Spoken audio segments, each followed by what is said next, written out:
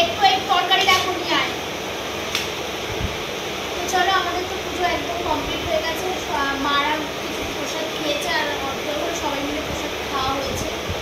আর এখন এগুলো আমি সব গুছিয়ে ফ্রিজে যেগুলো তোলা সেগুলো ফ্রিজে রাখবো, আর যেগুলো বাইরে রাখবো সেগুলো বাইরে রাখবো। তা না হলে সব নষ্ট হয়ে যাবে, যেরকম পায়েস শিঙি সবই নষ্ট হয়ে যাবে, বাইরে কিছুই রাখা যাবে না।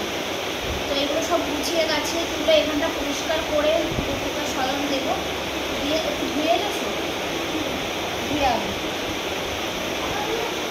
দিয়ে তারপরে এগুলো সব গুছিয়ে গাছিয়ে পরিষ্কার করে নেবো। তো আমি পুজোর সময় লাইভ করেছিলাম, তোমরা অবশ্যই কমেন্ট করে জানিও। আর অনেকে লাইভে কমেন্ট করছিল, আমি সেগুলো করতে পারিনি, যেহেতু আমাকে তোমরা দেখেছো আমরা সবাই মিলেই পুজোতেই ছিলাম সেই জন্য। আর যারা যারা প্রসাদ খেতে আসতে চাও চলে আসো কালকে সকালবেলা। আর অনেকের বাড়িতেই জানি পুজো হয়েছে, কার কার বাড়িতে পুজো হয়েছে অবশ্যই কমেন্টে জানিও। আর আমার বাড়ির পুজোটা তোমাদের কেমন লাগলো সেটা অবশ্যই আমাকে কমেন্ট করো। আর আমার গপু সোনাদের কেমন লেগেছে, কেমন সাজানো হয়েছে, আমি কতটা পেরেছি জানি না। যেটুকানি ভোগ বলো সব কিছু আমি আয়োজন করেছি ছোটো ছোটো করে, যেটুকানি পেরেছি আজকে আমি সেটুকানি আয়োজন করেছি। তো আশা করি পরের বছরে ইচ্ছা আছে যদি সবাই মিলে থাকে তাহলে আরও অনেক কিছু করতে পারবো।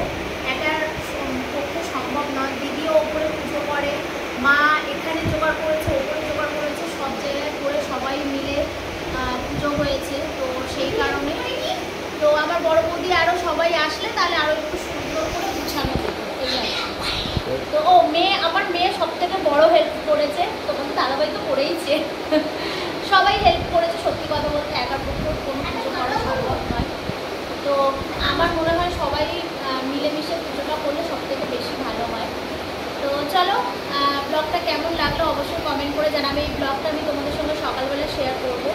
আর আমি যা হোক করে তাড়াতাড়ি করে একটু রেডি হয়েছিলাম, শাড়ির অবস্থা খারাপ হয়ে গেছে, সাদা শাড়ি কালো হয়ে গেছে, কালারিং হয়ে গেছে। তো আমার ওই সাদা শাড়ি পরে এখানে বসে ওখানে বসে সেটা আমার দ্বারাই হয় না, যেখানে পারি সেখানে বসে পড়ি, যা হাত থাকে মুছে দিই, এই হয় না। তো চলো এগুলো সব গুছিয়ে নিই আর ব্লগটা এখানেই শেষ করছি। সবাই ভালো থাকবে, সুস্থ থাকবে, সবাইকে ভালো রাখবে, সুস্থ রাখবে। আর অবশ্যই আমার ব্লগটা কেমন লাগলো তোমরা অবশ্যই কমেন্ট করে জানাবে।